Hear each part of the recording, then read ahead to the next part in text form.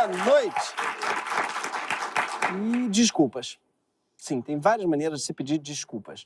A mais comum na internet hoje é fazer um vídeo selfie pedindo desculpas a quem se sentiu ofendido. Afinal, não era minha intenção e quem me conhece sabe que eu nunca fiz mal a ninguém.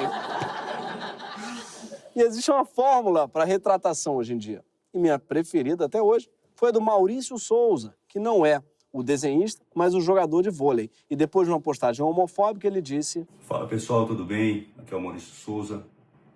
Eu vim aqui para pedir desculpas a todos que se sentiram ofendidos com a minha opinião, né? Por eu defender aquilo que eu acredito. Não foi minha intenção. Assim como vocês defendem o que vocês acreditam, eu também tenho o direito de defender o que eu acredito. Fico triste com tudo que está acontecendo, porque infelizmente a gente não pode mais dar opinião, a gente não pode mais colocar os valores acima de tudo, valores de família, valores do que a gente acredita. Obrigado a todos que me apoiaram aí, que pensam como eu. E eu vi hoje realmente que eu não estou sozinho nessa luta. Sim, é um pedido de desculpas que aos poucos vira uma indireta e quando vê tá tomando um esporro. Desculpa se eu ofendi alguém por estar certo, mas estou muito arrependido de ter tanta razão. O que importa é que eu sinto muito por ser tão foda. Mas não é desse tipo de desculpas que eu quero falar, e sim dos pretextos, que são uma espécie de desculpa prévia. São algo que a gente inventa para não fazer uma coisa que a gente não tem a menor vontade de fazer. Eu uso muito, por exemplo, as minhas filhas pretextos. Sim, por exemplo, poxa, eu adoraria pegar 12 horas de estrada para ir no seu chá de revelação no meio do mato, mas a gente está sem esquema com as crianças.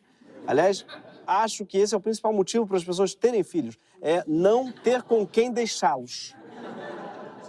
Não ter esquema é o melhor motivo para ter filhos e, assim, ganhar um habeas corpus preventivo. Sim, o filho, ele é uma espécie de Gilmar Mendes na sua vida.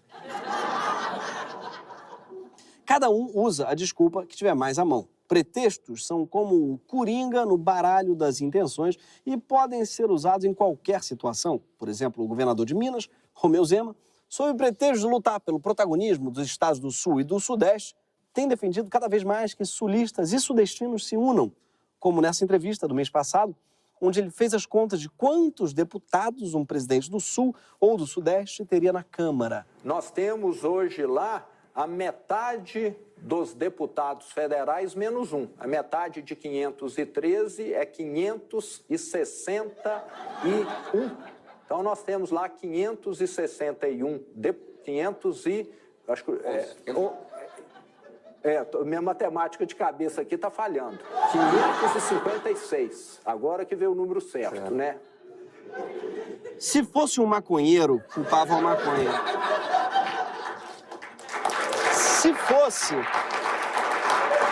Se fosse um cachaceiro, era cachaça. Mas o Zema é o quê? Ele encheu o cu de pão de queijo? O que justifica isso? Ele não tem álibi. Ele é um herdeiro. E se tem uma coisa que herdeiro tinha que saber fazer, é dividir coisa pela metade. Era a única coisa que eu esperava de você. Uma divisão pela metade, Zema, mas não. E dividir tem sido a obsessão de Zema. Sim, numa articulação que tem sido apontada como pretexto para que ele viabilize sua candidatura à presidência em 2026, o Zema defendeu uma frente formada pelos estados do Sul e do Sudeste contra o Nordeste. E, de fato, com suas declarações, ele tem conseguido unir um monte de gente contra ele. Uma verdadeira frente ampla que ele conseguiu. Sim, de Flávio Dino a Aécio Neves, Marina Silva ao Rodrigo Pacheco, que disse que Zema tinha que pedir desculpas, e o Zema respondeu às críticas desse jeito. Tá lá a minha matéria. Acho que nós tivemos uma manchete muito infeliz. Então, eu estou com a minha consciência limpa, eu estou aqui trabalhando e tem gente aí fazendo intriga. Então, eu acho que o Brasil vai ganhar mais se a gente tiver políticos trabalhando, em vez de ficar aí fazendo esse tipo de comentário que não é, na minha opinião, muito adequado. Tem gente aí fazendo intriga. É a primeira vez que eu vejo alguém mandar uma indireta para si mesmo. Talvez o Zema tenha dupla personalidade. Se dividir a personalidade dele ao meio, mais um, sobra o quê? 561 neurônios. Sobra o quê? 556. É 500. Desculpa aí a matemática cabeça. Mas o Zema não recebeu apenas críticas. Afinal, o movimento separatista do Sul, por exemplo, adorou a ideia. A presidente do movimento O Sul é Meu País elogiou a iniciativa. O que é muito curioso, porque, a princípio, eles queriam se separar de Minas também, já que o nome do grupo não é O Sul e Sudeste são o meu país. Ou seja, vai ter que rolar um movimento separatista dentro do movimento separatista. E provavelmente vai ter gente de Minas querendo separar o Estado em dois também.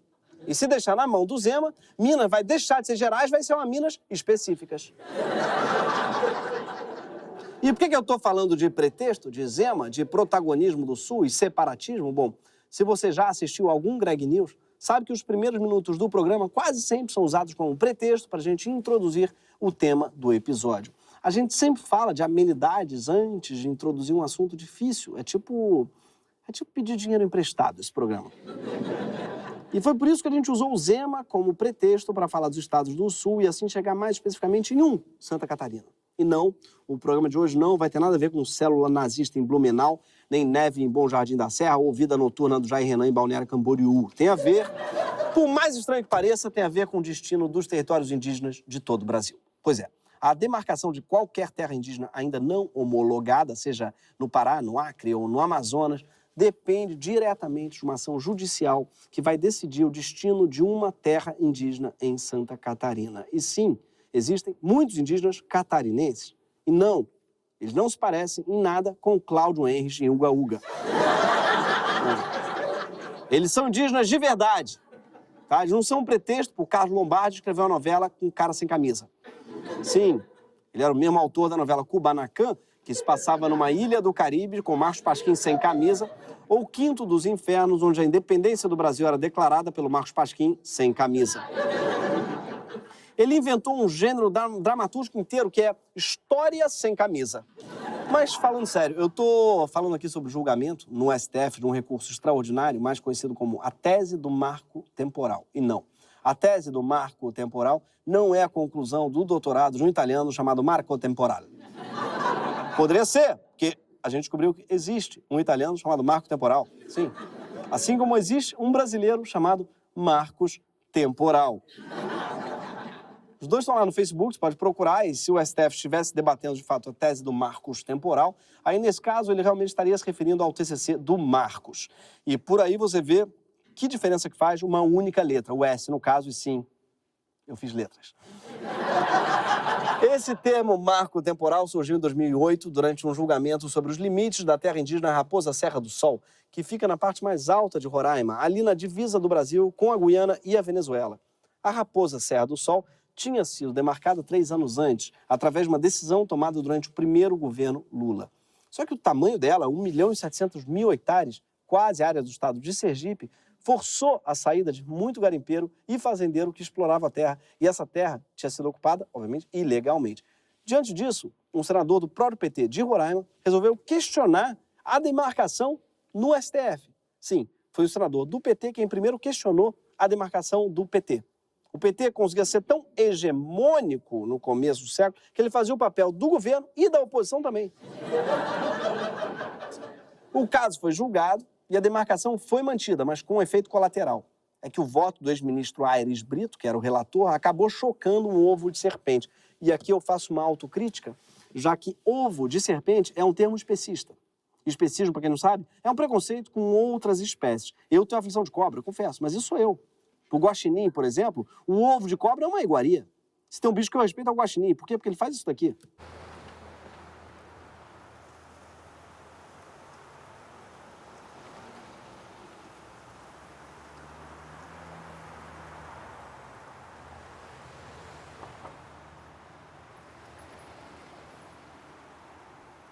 Sim, o guaxinim faz o que o PT foi incapaz de fazer, trabalha em equipe. Mas, voltando aqui, para ser mais exato, o que o Aires Brito chocou foi um ovo de ruralista. Porque no voto dele, ele diz que a demarcação da terra indígena Raposa Serra do Sol faz sentido por obedecer ao marco temporal da Constituição. pois esses indígenas estavam lá na terra indígena no dia 5 de outubro de 88. Ou seja, o Aires Brito votou a favor dos indígenas, legal, mas usou um critério para demarcação que não estava em lugar nenhum. E acabou sendo um presentaço jurídico para os ruralistas. Sim, ele queria ajudar e aumentou o conflito. Clássico de quem é de Ares. Deve ser por isso que ele chama Aires Brito, não? Não é esse? Não é Ares Brito? Agora, por que a tese do... Não, foi muito ruim, gente, pelo amor de Deus, não vamos pular isso não. Porra, né? Mais respeito. Porra, estão sem critério hoje? O que é isso? Aplaudir piadas de Ares com Ares? Porra. Agora, por que a tese do marco temporal foi um presente para os ruralistas? Pelo seguinte, a Constituição de 88 diz que os povos indígenas têm direitos originários sobre as terras que tradicionalmente ocupam. E depois explica que terras tradicionalmente ocupadas são aquelas em que eles vivem, trabalham ou aquelas necessárias à sua reprodução física e cultural, segundo seus usos, costumes e tradições.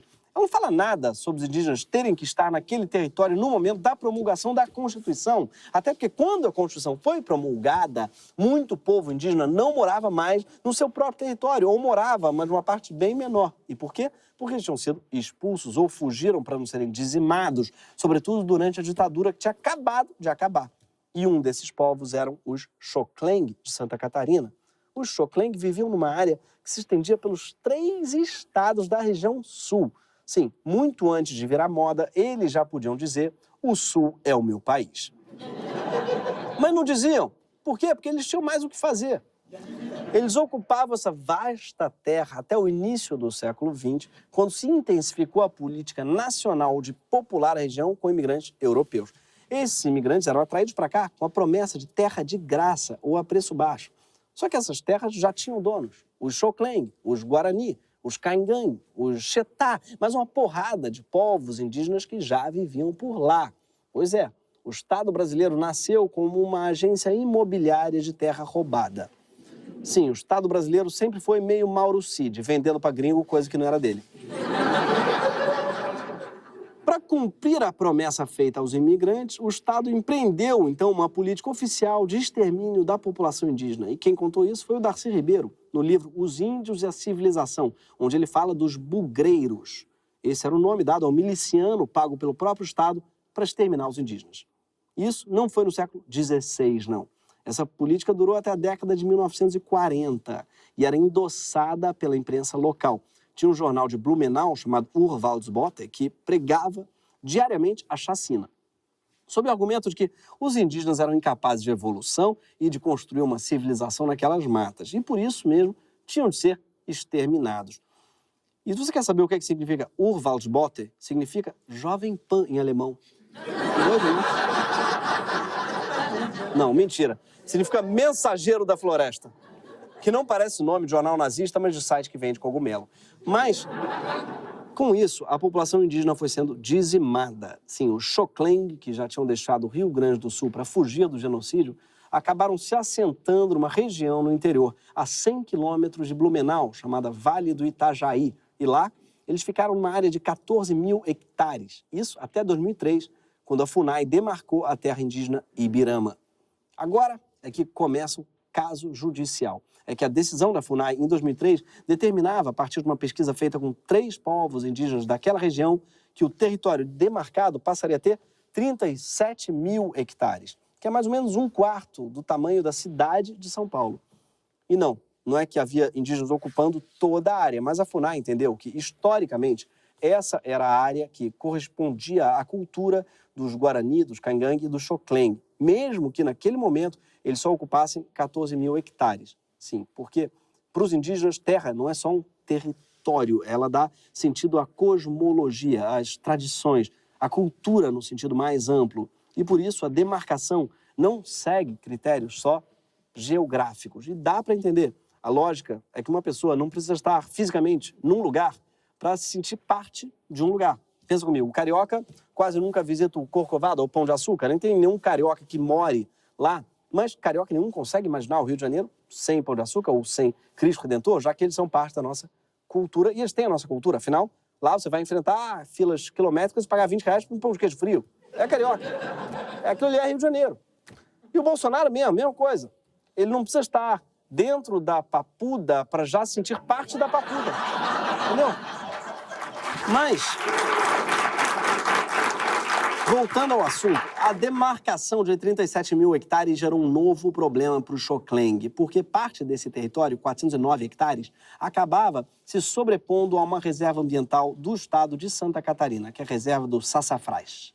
Até aí tudo bem, tem mais de 60 casos parecidos de sobreposição entre reserva ambiental e terra indígena só aqui no Brasil. Só que em 2009, a Fundação do Meio Ambiente de Santa Catarina resolveu processar a FUNAI, alegando que cerca de 100 indígenas tinham cortado árvores na reserva, que no caso eram também árvores da terra indígena, ou seja, o corte, desde que limitado e dentro de certas regras, era permitido. E sim, Santa Catarina é um estado tão bolsonarista que lá até a Fundação do Meio Ambiente fica contra a indígena.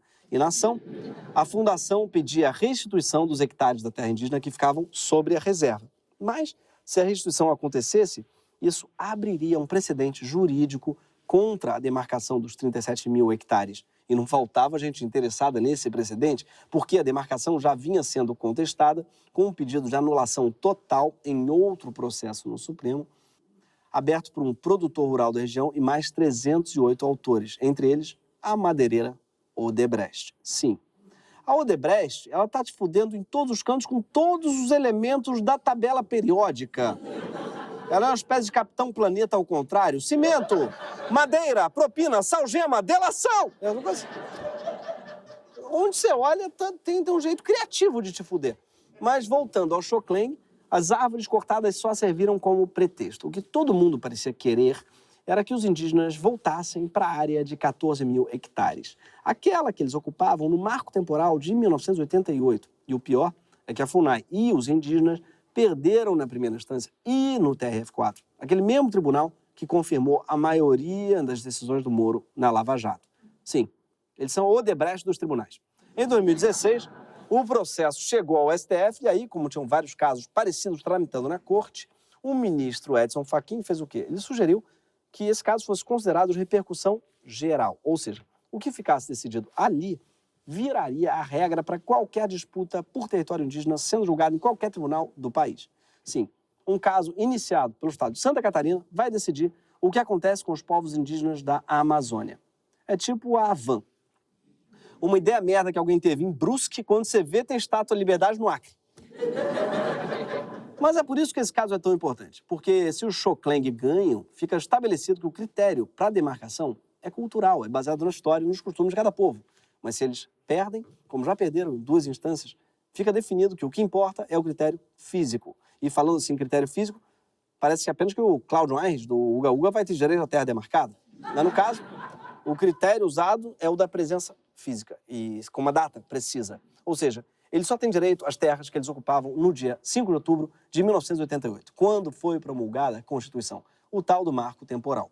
E aqui vale dizer uma coisa, tem gente que acha que se a tese do marco temporal for rejeitada, os indígenas vão poder pedir de volta metade do país, porque de alguma forma o Brasil todo já foi deles. E eu estou dizendo, gente, entre aspas, porque por gente eu quis dizer o Bolsonaro.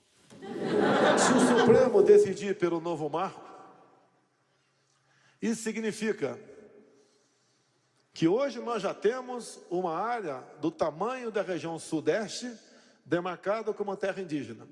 14% do território nacional.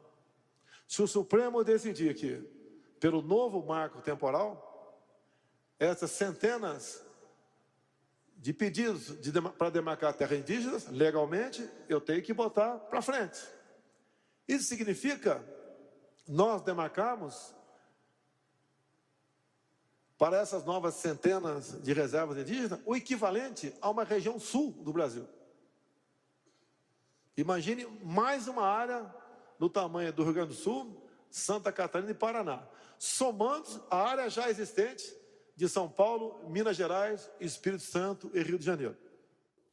Sim, bom, primeiro eu fiquei impressionado que ele acertou os estados do Sul. Tá melhor que o Zema. Zema certamente tinha metido ali no meio um Mato Grosso do Sul. Ué, mas como é que não é do Sul? O Mato Grosso não é do Sul? Então por que não chama Mato Grosso do meio?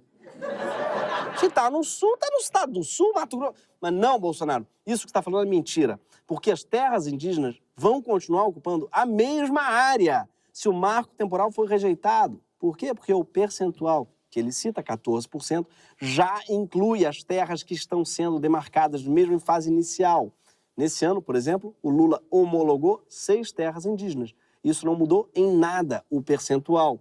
E aqui vale lembrar que nem os indígenas estão pedindo metade do país de volta, e nem estão pedindo indenização econômica, e nem estão pedindo que os descendentes europeus voltem de caravela para o lugar de onde vieram, e nem estão pedindo para a Xuxa pedir desculpas pela canção Vamos Brincar de Índio.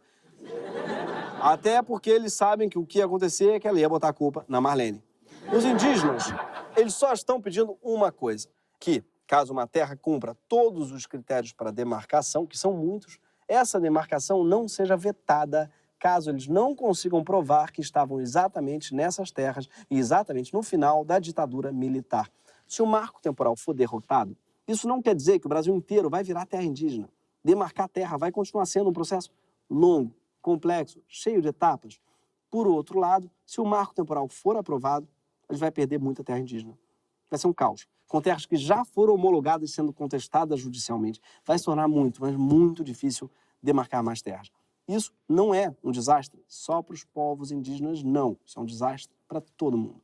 Nos últimos 30 anos, as terras indígenas perderam apenas 1% de sua área de vegetação nativa, enquanto nas áreas privadas, a perda foi de 20,6%. Sim, enquanto políticos e empresas ficam debatendo sustentabilidade, transição, emissão de carbono, são os povos indígenas que já estão na vanguarda ambiental há muito tempo, protegendo, quase sempre com a própria vida, as maiores reservas de floresta em pé no mundo. O julgamento do marco temporal já foi iniciado, já teve 3 votos. O primeiro foi do ministro Edson Fachin, o relator, que votou pela manutenção dos direitos dos povos indígenas, contrário, portanto, à tese do marco temporal. Depois veio Nunes Marques, que obviamente votou pela revogação dos direitos indígenas. Já o Xandão votou pelos indígenas, porque ele tinha obrigação moral de fazer mesmo. Depois colou essa cena aqui.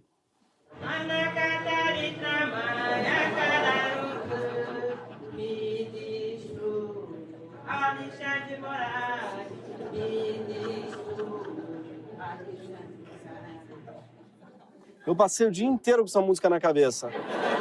Ministro Alexandre de Moraes, ministro... As pessoas escolhem pra mim, devem achar que eu tô completamente maluco, e tô mesmo. Mas eu sou da tese que foi exatamente nesse momento que começou a jornada de redenção do Xandão. Esse foi o marco temporal da mudança dele. E eu acho, inclusive, que em vez de passar por uma sabatina, todo ministro tinha que passar por uma pagelança. Tá? Isso é obrigatório. Queria muito ouvir, ministro Cristiano Zanin, cadê? Mas, falando sério, o voto do Xandão é contra a tese do marco temporal. Ótimo, mas nem tudo na vida são flores. Também tem muito prensado. O que aconteceu? O voto do Alexandre de Moraes cria um problema novo, e um problema tão ruim, mas tão ruim, que foi apelidado pelos juristas de terceira via. Juro.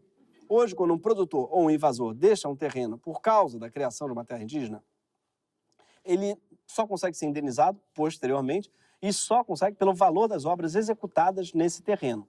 Tá? E faz sentido, já que o terreno não era dele, era do Estado. E o Estado não pode indenizar uma pessoa por expulsá-la de uma área da qual essa pessoa nem era dona. É o famoso você não tinha nem que estar aqui, linda. Aí o que o Xandão propõe, numa tentativa de conciliação, essa é a tal da terceira via, é que o critério do marco temporal seja derrubado, mas que, em contrapartida, a União indenize os produtores rurais pela terra que eles ocupavam, ou seja, pelo preço do hectare e não pelo gasto com as obras, mesmo em terras que foram invadidas e pertenciam à União. Na teoria, isso contempla o produtor que adquiriu a terra no passado de boa fé, sem saber que ela era do Estado. Mas, na prática, o voto do Alexandre de Moraes é uma bomba, em primeiro lugar, porque existe muito invasor que se diz produtor de boa fé.